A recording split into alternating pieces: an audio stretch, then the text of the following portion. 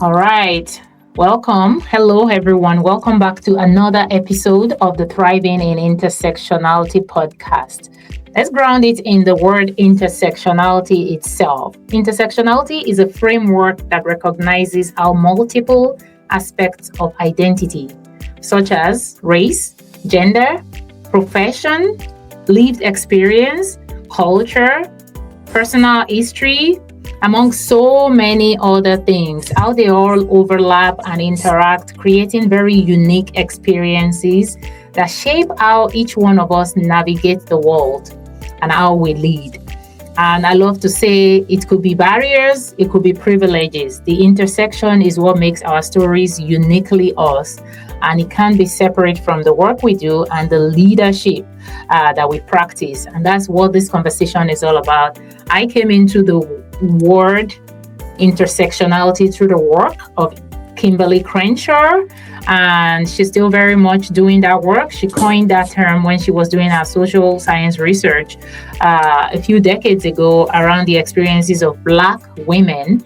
And a lot of other researchers have explored different intersections over the course of time. And so definitely recommend checking out Kimberly Crenshaw on YouTube if you want to learn more about our work. I love to give her that credit because that's how I found out about that word, and she coined that term, and she's somebody I definitely follow a lot. So thank you for being here. Today I have with me my guest Stephanie. Hi Stephanie. How are you doing Hi, how today? are you doing today? I'm doing great. I'm going to read a little bit about Stephanie before I bring her in to, in our own words, introduce herself through our lenses. So Stephanie Sylvestre is a technologist for the real world. I love that. And a human potential advocate. And I was sharing with her before we came on here that I love those two phrases together because we're in this phase where people talk about AI so much.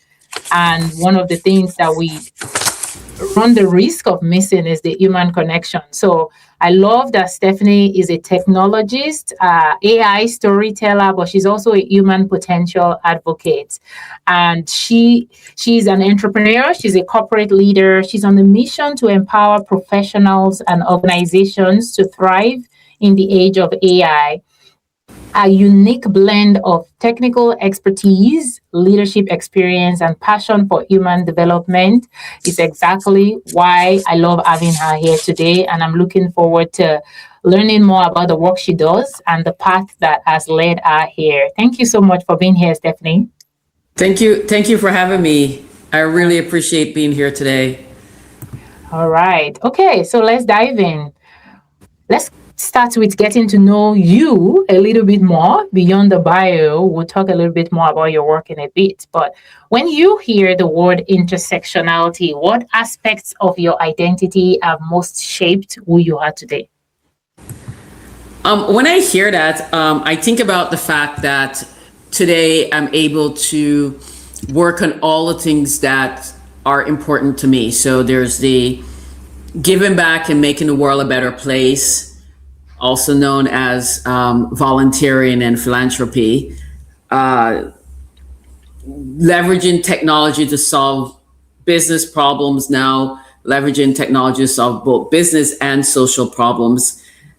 Economic development. I have a master's in economic development and Latin American studies. So how do we help people have economic mobility in a positive direction?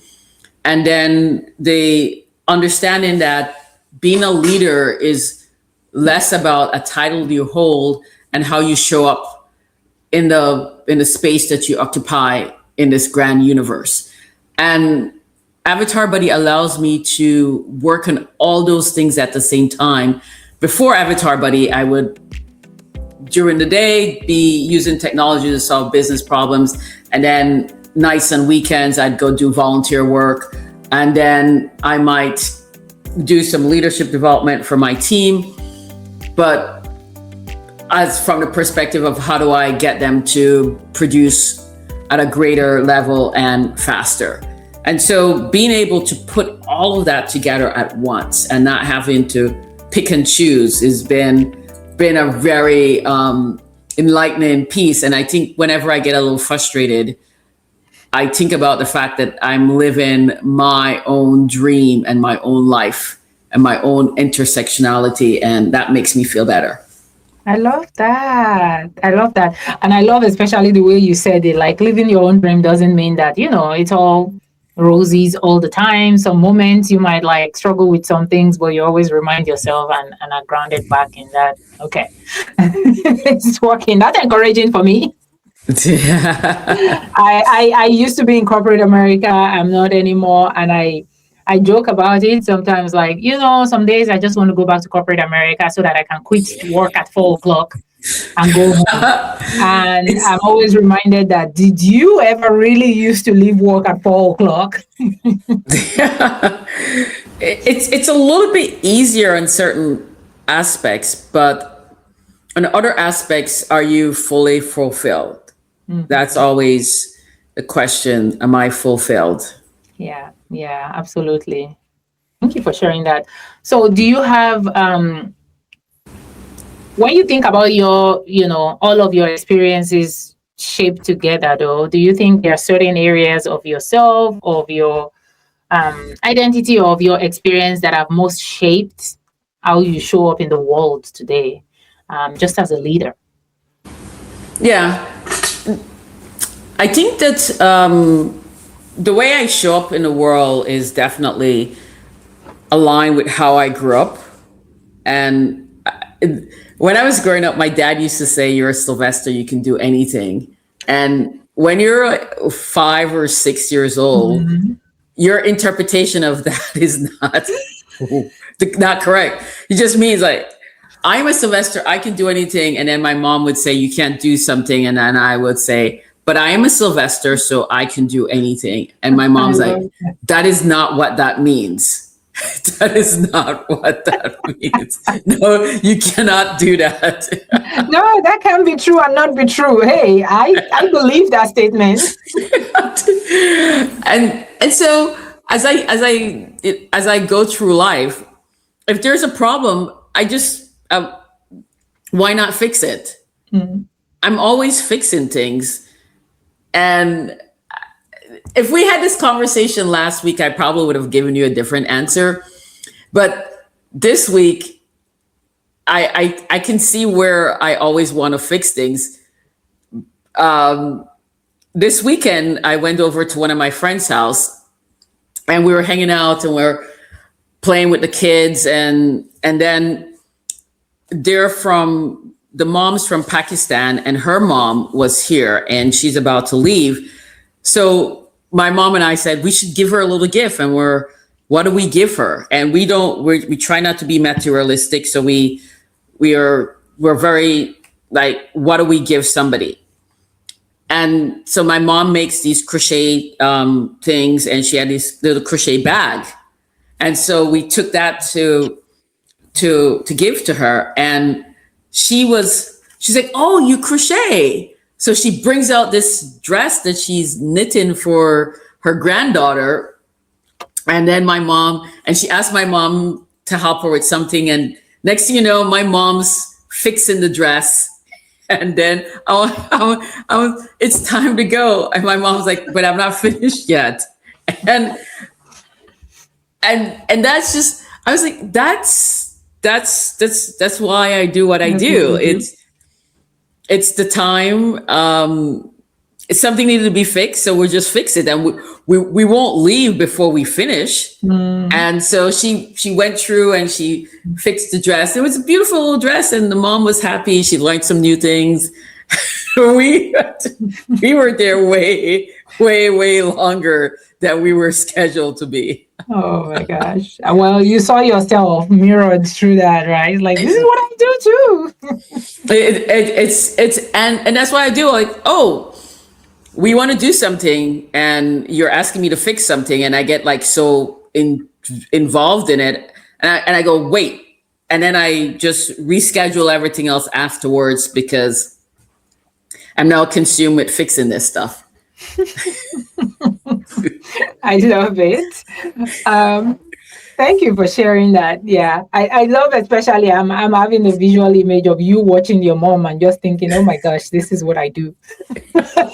It is. And then asking, the dad had said he was going to go to the museum. I said, I think that your museum trip is done for today. I think this is what we're going to be until this is done. Yes, yes. I love it.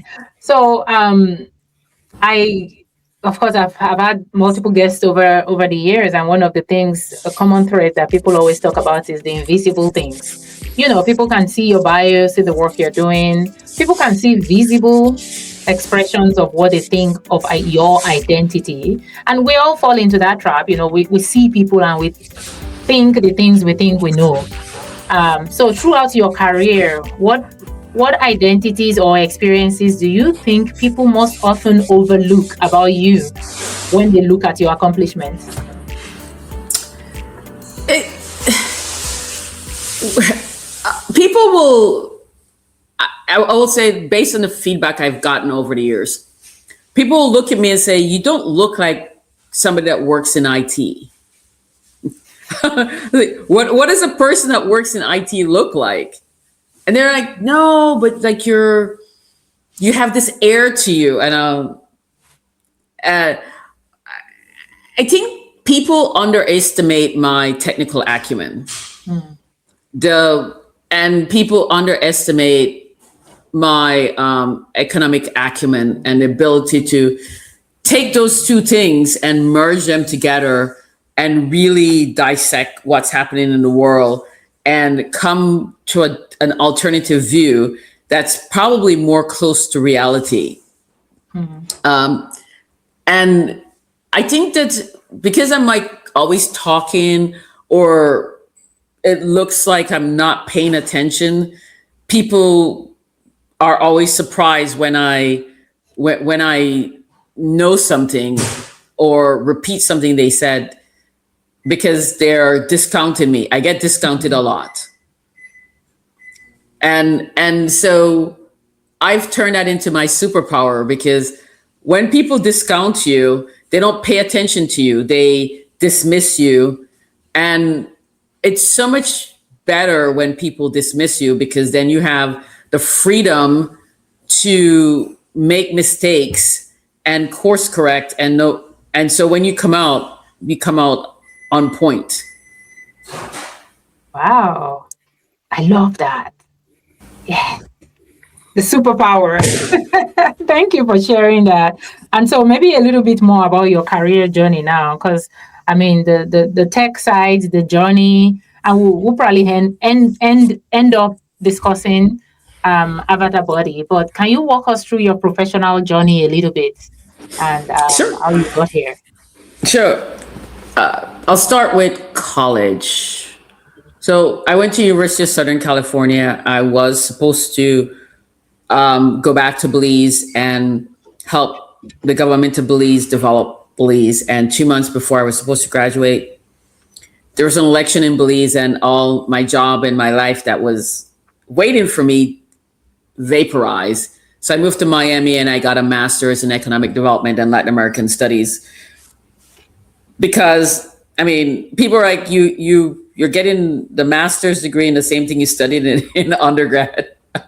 Like, why not?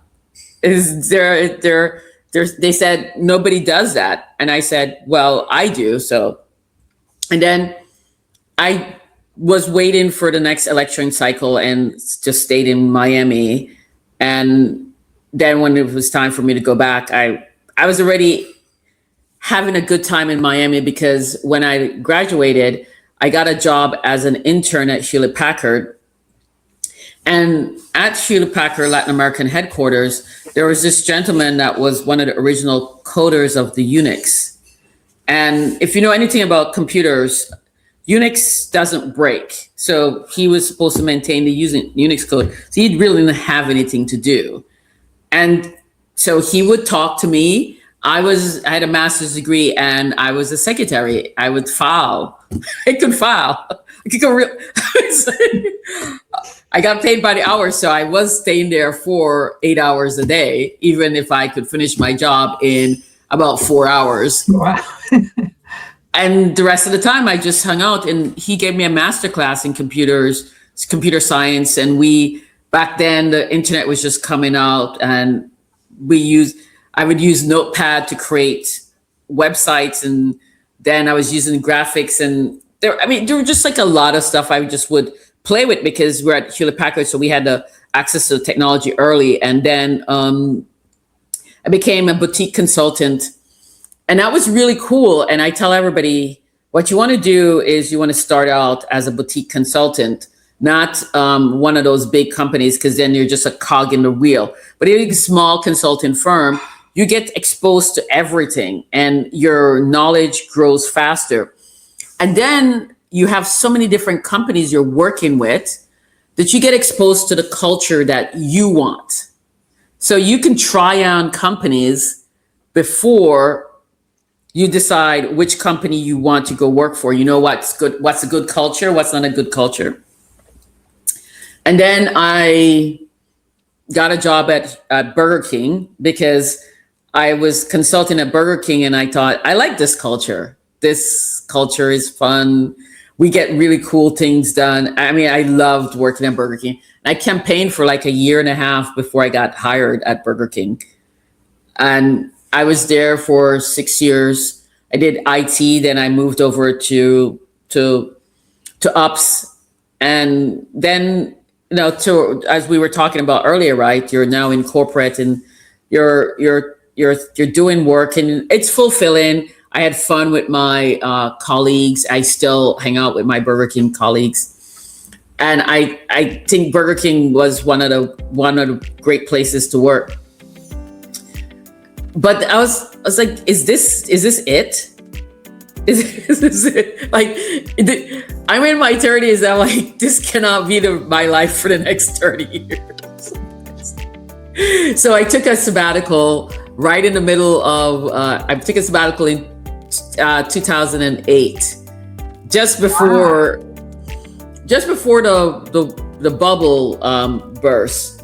And I was lucky though, because I was financing my sabbatical on my 401k. So I took out all of my money out of my 401k and locked in a nice return.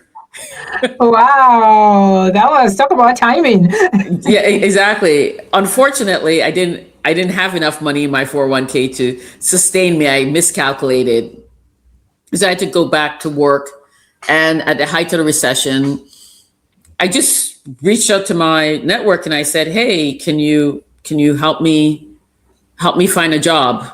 And I got a job paying the same thing I was paying before I left on my sabbatical in 2009.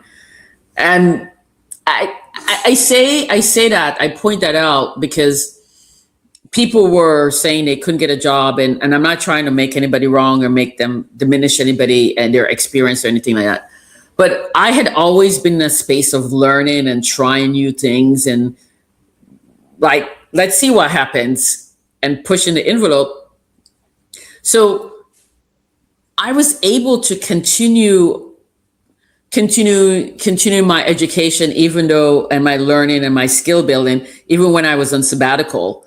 And while I was on sabbatical, I did this, I started this, restarted Habitat for Humanity Women Build, which is a program where they have homes only built with women volunteers. So we had built this home with just women volunteers. And it's just kind of like the weirdest thing, right? So I built this home with women volunteers. I got made the cover of the Neighbors. Miami Herald used to have this. I don't know if they still have this, but used to have this section called Neighbors on Sunday. And I was on the cover, and I was like in the middle spread talking about why this is important and giving back is so important. And so the CIO of the company that hired me had seen this and was enthralled, like, who does this? And I had seen their job offering, and I was like, this is $20,000 less than I am making, I might as well just like continue and not take such a big pay cut. And my friend's like, Stephanie, you just go interview for the job. So I go interview for the job, and I said, I'm not taking anything less than, he's like, just go interview for the job. And the job's like 15 minutes, like it was like 15, 20 minutes from my house. I didn't even get home yet, and they were already calling me, like saying they want to hire me. So I go in, I have to go back in now to meet with the CIO. And I'm sitting there, I go in to meet the CIO, and the CIO opens the newspaper. And he's like, is this you? And I said, yeah, that's me. And the whole interview was about why I did this. And he was just so enthralled by, and so he was very supportive of my efforts. So we built 7 homes over 3.5 years just with women volunteers in Miami-Dade County. Wow. Okay. So many things I love about that story, because we talk about what we are passionate about, what we care about, and the job search and all of the compartmentalizing our lives, never really understanding where they are all going to connect. Yeah, it was just like a perfect storm of this young reporter trying to get a story. Somebody saying, hey, Stephanie, you want to do the story? I'm like, sure. And then it was like, that's an example of when you live your life focused on helping other people and not caring what you get in return. Right. And Habitat for Humanity had been like such an important organization for me. And I, with Avatar Buddy, I like stopped giving to every organization except that, because I had to focus. Obviously, every last penny needs to go into Avatar Buddy, and it's an organization that speaks to me because it comes from a position of dignity. It says that you are capable. You must be on the build site helping the volunteers build. Nobody's doing anything for you. They're doing it with you. It's a different thing. It's philanthropy centered on dignity. I am not poor because something is wrong with me. I am poor because I live in a system designed to marginalize me. So I am not the problem. And so if you give me an opportunity, I can show you how I can transcend. And that's what I loved about Habitat. And I was like a big Habitat person. I remember when I first moved to Miami, I'd go out I was in my 20s, so I was doing what 20-year-olds do, go out partying on Friday night, and I'd get home like at 3-4 o'clock in the morning. And then I'd get up at 6 o'clock and I'd go to drive to the build site, and I'd work all day in the Miami heat. I did that once a month. There are some like, this is insane. Once I had to do roofing, I was like, man, this is not feeling. But I did because it was about the importance of having your own house. I think that the best way you can help somebody is giving them a safe and secure place to live. Because if you have a safe and secure place to live, you can overcome anything else. But all those other interventions become so much harder to take root if you don't have a safe, secure place to live. And 2 years after I graduated from UM, I got my first condo. And I was just like, no, nobody's telling me about they're raising the rent. Nobody's telling me about I have to move out. Nobody's telling me about what I can and can't do in my house. Well, condos in Miami, to a certain extent, people want to try and control what you do. So I bought a house. Nobody can tell me what I can do with my house. I can paint my house fuchsia pink if I want, and nobody will care. I love it. Thank you. Thank you for sharing that. Now I knew subconsciously what Habitat for Humanity does, but I love hearing you talk about why you do what you do there and what it really means to people, because I don't think we ever really stop to think about that, especially now with the housing crisis just going on right now. I mean, I'm in California and homelessness is just a big, big issue here right now. So thank you. Yeah. All right. Checking the time. I want us to take a few minutes to talk about avatar body. And I know, that's your passion right now. So could you take a little bit and share with us what is avatar body, and then what do you do? How can people get in touch? I have been talking about Avatar Buddy the entire time. Avatar Buddy is a company that helps people be the best versions of themselves, and the way we do that is by removing bottlenecks, not people, in corporations, small, mid-sized businesses. And the idea is AI can magnify and amplify, but if you have garbage and you're incompetent, it will magnify and amplify that. If you're great, it'll magnify and amplify that.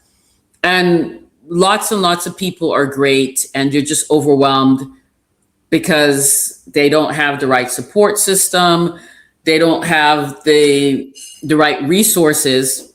Same thing with Habitat. I mean, I was building houses, I'm now building AI. It's the same thing. We're building dignity. We're creating a space for people to be safe and secure. And so our AI helps people do the work. Our AI does not do the work for the people. So we're not automating anything. We're not doing any agentic anything. Here's an AI agent that works alongside of you. And depending on how complex your job is, you might need 3 or 4 AI agents. And those AI agents are configured with your know-how.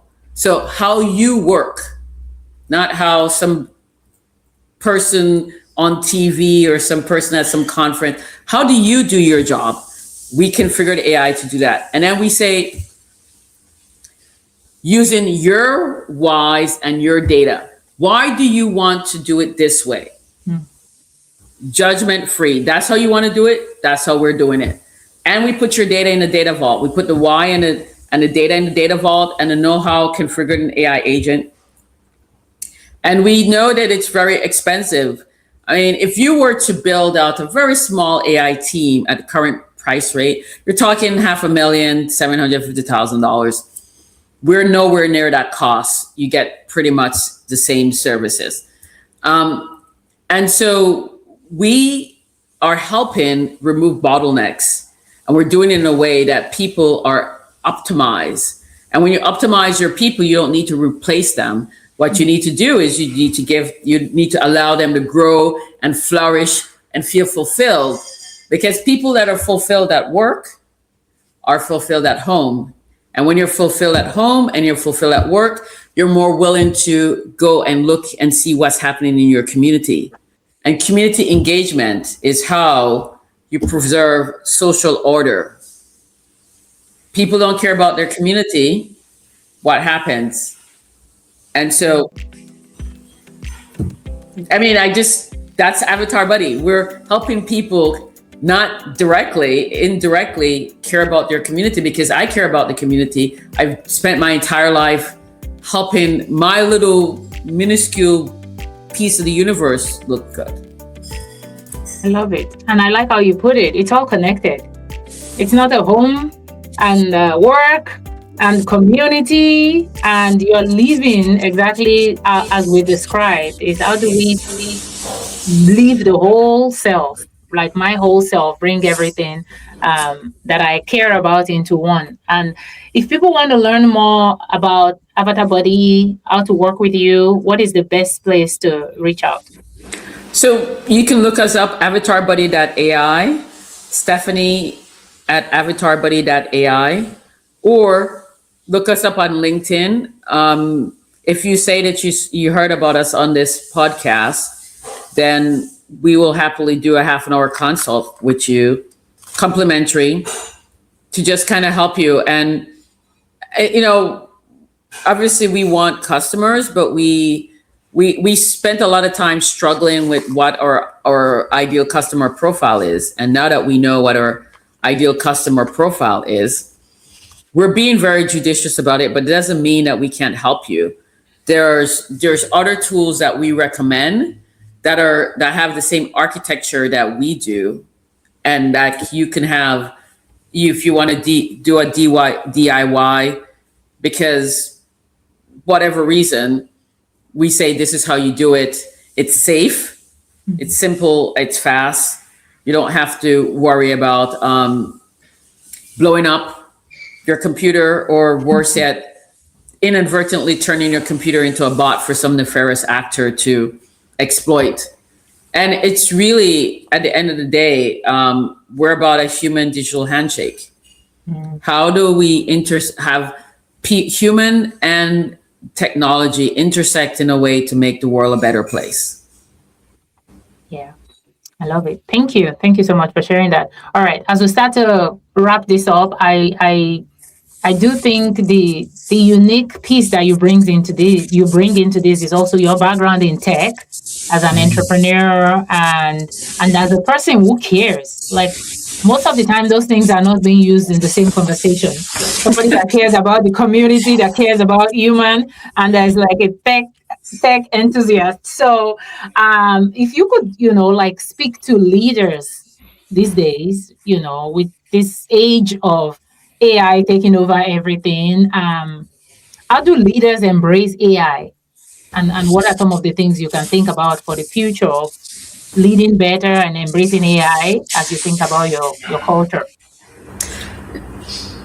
So, very quick. First of all, you have to know what problems are you trying to solve with AI? What bottlenecks are you trying to remove? If you have no clarity on that, everything else is just going to be a mess.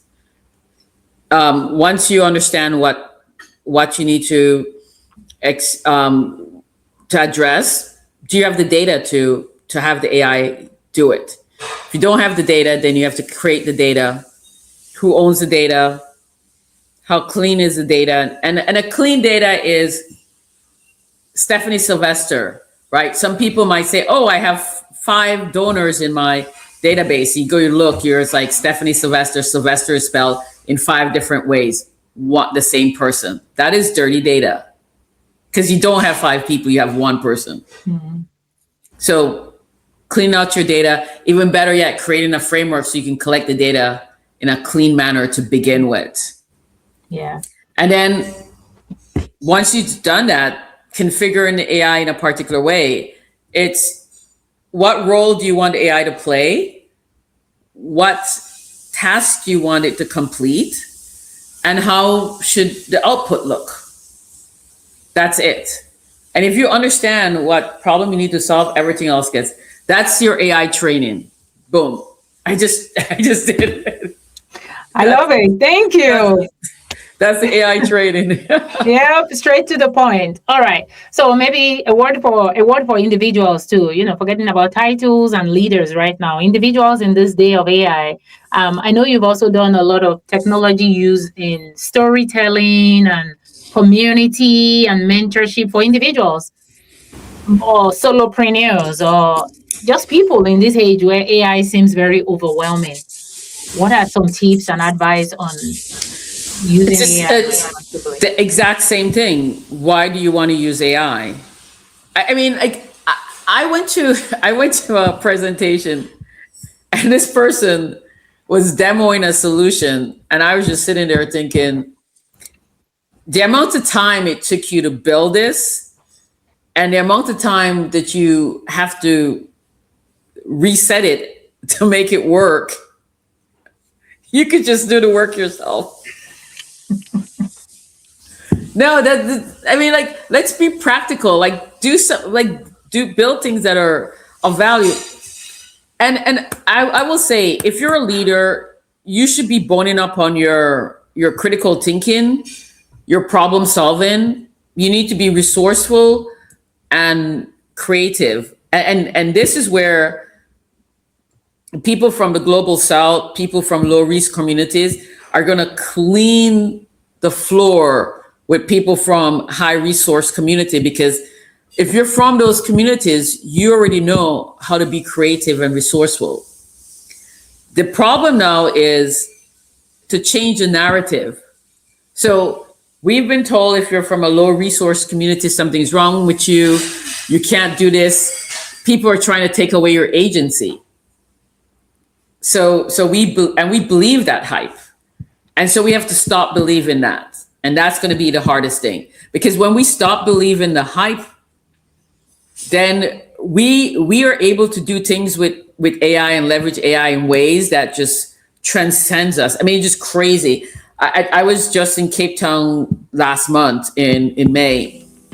I was talking to this person about how they're using AI to integrate it into WhatsApp to bring commerce to where people are at. Mm-hmm. And just in South Africa, there's 11 different languages and dialects.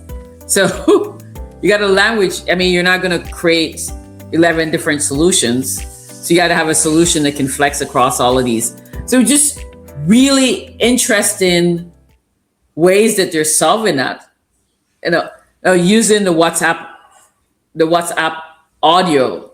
So you and I speak the same, we both speak Xhosa, so both of us can talk to each other via the WhatsApp. Don't need any translation. I speak to you, then me and somebody else speaking English. I'm just recording. It's mind blowing. And the stuff that they were asking me if my AI can do, I was like, I never thought about that. But we will be building solution from use cases, solutions. But we will be implementing some of that this summer. All right. I love that. I know WhatsApp is also a tool that has become so well adopted across African countries. I'm from Nigeria, and it's a huge part of my life. Our communities are all like, I don't know anybody's number anymore. We WhatsApp call, WhatsApp community ourselves. So I think that will be huge. Thank you. I love what you're sharing around AI and how we use it, because I think of my recent experience trying to find some systems to support my business and going through AI to like research, and all of the top recommendations I was getting were crap because they're based on some research. And so I had to like dial back to like, no, this is what my day-to-day looks like. This is what I'm looking for in a tool. This is my cost, this is my no. This is the cost. This is the budget I have, right? Like, you can use AI to work for you, or you can just go by whatever AI pushes at you, and then it doesn't solve your problem. Yeah, and that's we were doing a pilot, and this woman says to me, Stephanie, your solution is better than ChatGPT. I said, of course, because our solution is tailored. She's like, I'm asking the same questions she has this like really cool solution set that we built out for her that helps people that want to run early childcare centers in the state of Florida. And I mean, I'm impressed because what we did was we loaded her data and her IP into the system. We configured the AI based on how she told me to. And what it does is like, it blows my mind as well. And that's the beauty of it, right? Because these AI agents are grounded on clean data, intellectual property that comes from people that know what they're doing.